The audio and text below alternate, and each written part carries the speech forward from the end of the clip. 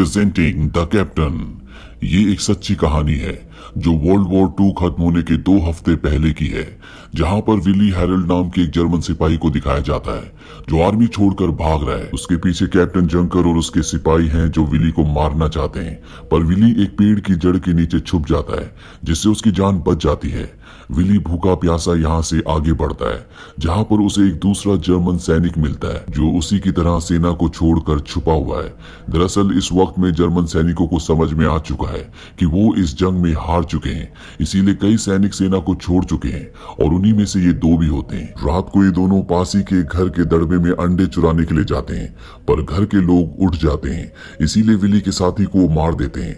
दरअसल इस वक्त खाना पैसा हर चीज की कमी होती है, हर कोई एक दूसरे को लूट रहा है, इसीलिए इस वक्त में चोरी करने वाले को, लूटपाट करने वाले को सिर्फ मौत की सजा दी जाती है।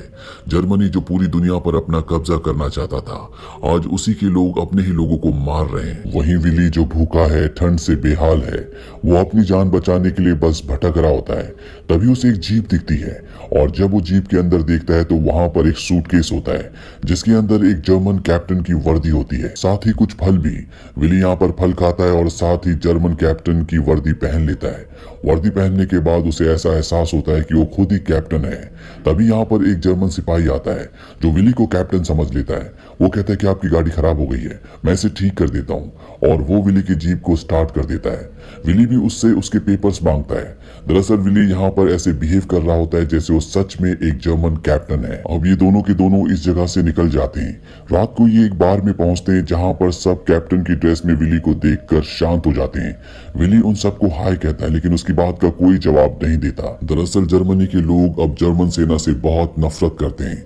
जर्मन सेना की वजह से लोगों ने अपनों को खोया है, उनका घर बार परिवार सब कुछ लुट गया। पर यहाँ पर विली सबको बहुत रौब से कहता है कि लॉ एंड ऑर्डर अभी भी कायम है, जिसका जो नुकसान हुआ है वो मुझे बताए, उस नुकसान की भरपाई होगी। ये सुनने के बाद लोग अपने नुकसान का ब्यौरा देना शुरू कर देते हैं। यहाँ बार का जो मालिक होता है वो विली को और उसके साथी सिपाही को खाना भी देता है, जिस खाने के लिए ये दोनों यहाँ पर आए होते हैं। रात को यहाँ पर एक चोर को पकड़ा जाता है जो खाना चुरा रहा होता है।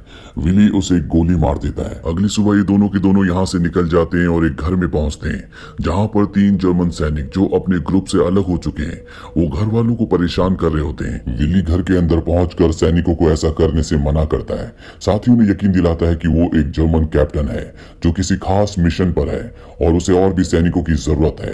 ये तीनों भी विली को ज्वाइन कर लेते हैं। अब ये पांचों के पांचों यहाँ से निकल जाते हैं। रास्ते में जब ये एक जगह आराम कर रहे होते हैं तभी वहां पर 2 और जर्मन सैनिक आते हैं जिनके पास एक बहुत बड़ी गन भी होती है। दरअसल इस वक्त में जर्मनी की सेना पूरी तरह से बिखर चुकी होती है, इसीलिए कुछ सिपाही भाग गए होते हैं और कुछ सिपाही अपने ग्रुप से अलग हो गए होते हैं। ये दोनों सिपाही भी विली को कैप्टन समझते हैं और विली को ज्वाइन कर लेते हैं। अब विली की गाड़ी में पेट्रोल खत्म हो जाता है, इसीलिए सभी सैनिक उसकी गाड़ी को खींचते हैं। पर तभी इनके पास इस एरिया की मिलिट्री की गाड़ी आती है जो इन सबको गन पॉइंट पर ले लेते हैं और एक एक करके सबके पेपर्स चेक करते हैं। और अब विली घबरा जाता है क्योंकि उसके पास उसके पेपर्स नहीं है, और जब उससे पेपर्स मांगे जाते हैं तो विली कहता है कि मैं ऐसे अपमान को कभी बर्दाश्त नहीं करूंगा, मैं एक कैप्टन हूँ। तभी इस टुकड़ी का जिन्होंने इन्हें घेरा हुआ है उसका कैप्टन आता है और विली से पूछता है कि मैं तुम्हारे पेपर्स चेक करना चाहता हूँ। विली कहता है कि मैं खास मिशन पर हूँ, मुझे हाई अथॉरिटी ने यहाँ पर भेजा है। कैप्टन उससे पूछता है कौन सी हाई अथॉरिटी? विली कहता है मुझे खुद हिटलर ने यहाँ पर भेजा है। कैप्टन कहता है मैं तुम्हारे पेपर्स चेक करना चाहता हूँ। विली अपनी जेब से पेपर्स निकालता है जिस पर उसका नाम नहीं है, पर देने से पहले वो कहता है कि मैं भी एक कैप्टन हूँ, तुम भी एक कैप्टन हो, इसीलिए मैं भी तुम्हारे पेपर्स चेक करना चाहूंगा। ये सुनने के बाद दूसरे कैप्टन को यकीन हो जाता है कि विली सच में एक कैप्टन है और वो किसी खास मिशन पर है, इसीलिए वो उसके पेपर्स चेक नहीं करता और विली की जान बच जाती है। कैप्टन विली को बताता है कि यहाँ पर कुछ लुटेरे वर्दी पहनकर आते हैं जो आम लोगों को लूटते हैं, उन्हें मारते हैं। विली कहता है अगर ऐसा है तो मैं सबसे पहले उन लोगों को सबक सिखाऊंगा, इस काम में मैं तुम्हारा साथ दूंगा। इसके बाद कैप्टन की टीम के साथ विली भी अपनी टीम को लेकर उसकी छावनी तक पहुंच जाता है जहां पर इनकी मुलाकात कैप्टन जंकर से होती है। कैप्टन जंकर को बताया जाता है कि कैप्टन विली को यहाँ पर खुद हिटलर ने किसी खास मिशन के लिए भेजा है। कैप्टन जंकर जब विली को देखता है तो कहता है शायद मैंने पहले तुम्हें कहीं देखा है, पर फिलहाल मुझे याद नहीं आ रहा। पर मेरी याददाश्त तेज है, मैं जल्दी याद कर लूंगा। कैप्टन जंकर भूल चुका होता है कि विली वही सिपाही है जिसे वो इस कहानी की शुरुआत में सेना से भागने के आरोप में मारना चाहता था। अब ये सब के सब एक प्रिजनर कैंप में पहुंचते हैं जहां पर सभी गार्ड्स का लीडर, जिसका नाम कर्ल है, वो इनके पास आता है। उसे लगता है कि कैप्टन विली यहाँ पर सेना के सभी कैदियों का कोर्ट मार्शल करने के लिए आया है, लेकिन जंकर उसे बताता है कि हिटलर ने कैप्टन विली को यहाँ पर किसी खास मिशन के लिए भेजा है। कर्ल विली को बताता है कि सेना के सभी कैदियों से हम परेशान हो चुके हैं, ये बार बार यहाँ से भागते हैं। बाहर जाने के बाद ये लोगों को लूटते हैं, उन पर अत्याचार करते हैं, रेप करते हैं। इन्हें दोबारा पकड़ना बहुत मुश्किल है और जब तक कोर्ट से ऑर्डर नहीं आते हम इनके साथ कुछ भी नहीं कर सकते। इन कैदियों ने आम जनता को बहुत परेशान कर रखा है। हो सकता है कि ये यहाँ से भागकर दुश्मन सेना के साथ मिल भी जाएं।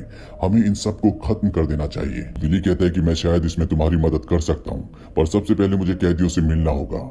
जंकर अब इस जगह से चला जाता है और कर्ल विली को और उसके साथियों को उस जगह ले जाता है जहां पर उन कैदियों को बंद किया गया है जो जेल से भाग गए थे। कर्ल कहता है कि मैं वार्डन को बुला कर लाता हूँ। वो वार्डन को बुलाने के लिए चला जाता है। यहाँ पर विली के साथ जो उसका सिपाही होता है वो यहाँ पर कैदियों को बहुत बुरी तरह से मारता है, साथ ही उनके पैसे भी उनसे ले लेता है। वहीं कर्ल जब वापस विली के पास आता है, विली कहता है कि हम इन सभी कैदियों को खत्म कर देंगे। कर्ल अपने सिपाही को ऑर्डर देता है कि फिंस के पास गड्ढा खुदवाओ जहां हम इन कैदियों को मारकर दफना देंगे। ये इतने खतरनाक है कि ये कॉफिन भी डिजर्व नहीं करते। वहीं वार्डन देखता है कि फिंस के पास गड्ढा खुदवाया जा रहा है। वो समझ जाता है कि कैदियों को मारने की तैयारी हो रही है, इसीलिए विली के पास जाता है। वो विली से कहता है कि मुझे जस्टिस डिपार्टमेंट से कोई भी ऑर्डर नहीं मिले कि हमें कैदियों को मारना है, नहीं मुझे तुम्हारे बारे में कोई इन्फॉर्मेशन मिली है। मैं तुम्हारे पेपर्स चेक करना चाहता हूँ। विली कहता है कि मुझे खुद हिटलर ने यहाँ पर भेजा है और मेरे पास पूरे अधिकार है, मैं जो चाहूँ वो कर सकता हूँ। वार्डन अपने सीनियर को कॉल करता है और वो बताता है कि विली यहाँ पर कैदियों को मार रहा है। उसने पहले 5 कैदियों को मार दिया है। विली भी सीनियर से फोन पर बात करता है। वो कहता है कि जिन 5 कैदियों को मैंने मारा वो सब के सब अपराधी थे। हिटलर ने मुझे खास अधिकार दिए हैं और मैंने उन्हीं अधिकारों का इस्तेमाल किया है। इसके बाद वार्डन को बताया जाता है कि कल तक तुम्हें रुकना होगा, कल मैं खुद वहां पर आकर कैप्टन विली की इंक्वायरी करूंगा। वार्डन विली को कहता है कि कल तक तुम कुछ भी नहीं कर सकते। विली उस जगह से चला जाता है। इसके बाद कर्ल, जिसे विली पर पूरा विश्वास है, वो विली के हर एक फैसले से बहुत खुश है। वो जस्टिस डिपार्टमेंट के एक सीनियर को कॉल करता है और विली के साथ मिलकर उस सीनियर को विश्वास दिलाने में कामयाब हो जाता है कि विली को यहाँ पर हिटलर ने भेजा है और उसके पास खास पावर है। जस्टिस डिपार्टमेंट का वही सीनियर वार्डन को कॉल करता है और कहता है कि विली जो कर रहा है उसे करने दो, उसे हिटलर ने यहाँ पर भेजा है। इसके बाद विली और कमांडर 30 कैदियों को गड्ढे के अंदर भेजते हैं और उन 30 के 30 कैदियों को गोली मार दी जाती है।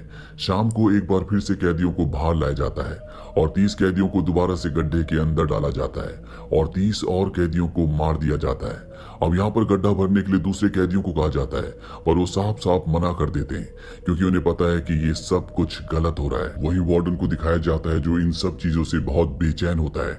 उसे विली पर शक है क्योंकि उसने विली की पैंट देखी होती है जो कि उसके साइज की नहीं होती। वार्डन को पूरा विश्वास है कि विली यहाँ पर जो कुछ कर रहा है वो गैर कानूनी तरीके से कर रहा है। वो अपने सीनियर को कॉल करता है। उसका सीनियर कहता है कि जो कुछ तुम्हें लगता है वो सब कुछ मुझे रिटर्न में चाहिए। वार्डन अपने साथी को कहता है कि मुझे शहर जाना होगा, वैसे भी यहाँ पर मेरे हाथ में कोई भी पावर नहीं है। वार्डन यहाँ से शहर चला जाता है। वहीं विली को दिखाया जाता है जो आज खुश है, इसीलिए वो सबको पार्टी देता है। पार्टी में सब बहुत एंजॉय करते हैं, लेकिन यहाँ पर कुछ लोगों की आपस में लड़ाई हो जाती है। पार्टी खत्म होने के बाद विली जब बाहर आता है तो वो देखता है कि अभी भी कुछ कैदी बचे हुए जिन्हें मारना बाकी है। विली उन सबके हाथ बांध देता है और उन्हें भागने के लिए कहता है और जब वो भागते हैं तो विली पीछे से गोलियां चलाता है और उन सब को मार देता है। दरअसल विली ने आज जिन 90 कैदियों को मारा होता है वो जर्मन की सेना के वो सैनिक थे जिन्होंने सेना छोड़ दी थी और यहाँ से भागकर वो आम लोगों को लूटते थे, उन्हें परेशान करते थे, साथ ही मासूम लड़कियों की इज्जत के साथ भी खेलते थे। अब रात को यहाँ पर अलाइड की सेना इस कैंप पर हवाई हमला कर देती है जिससे लगभग सभी लोग मारे जाते हैं, पर विली और उसके कुछ साथी बच जाते हैं। बचे हुए साथियों को विली बड़ी बड़ी पोस्ट देता है और ये सब के सब अब शहर आ जाते हैं जहाँ पर विली और उसके साथी शहर में आम लोगों को लूटना शुरू कर देते हैं। वहीं पर एक होटल होता है जहाँ पर ये स्टे करते हैं। विली का एक साथी उसके साथ बदतमीजी करता है जिसे विली मौत की सजा सुनाता है, यानी कि विली ने अपनी खुद की एक अदालत भी बना ली है। अब अगली रात को होटल में आर्मी पुलिस छापा मारती है और विली और उसके सभी साथियों को पकड़ लेती है। इसके बाद विली के ऊपर मुकदमा चलाया जाता है, लेकिन जज विली को कोई सजा नहीं सुनाता। वो कहता है कि विली ने जो कुछ किया वो जर्मनी के लोगों के लिए किया, लेकिन अब उसे फ्रंट में दोबारा से लड़ने के लिए वो कहता है कि विली ने जो कुछ किया वो जर्मनी के लोगों के लिए किया, लेकिन अब उसे फ्रंट में दोबारा से लड़ने के लिए जाना होगा, यानी कि बर्लिन में, जहां पर हिटलर है और लगातार अलाइड की सेना उस तरफ बढ़ रही है। पर इससे पहले कि विली को बर्लिन भेजा जाता, विली इस जगह से भाग जाता है और आखिरी बार विली को हमें जंगल की तरफ जाते हुए दिखाया जाता है।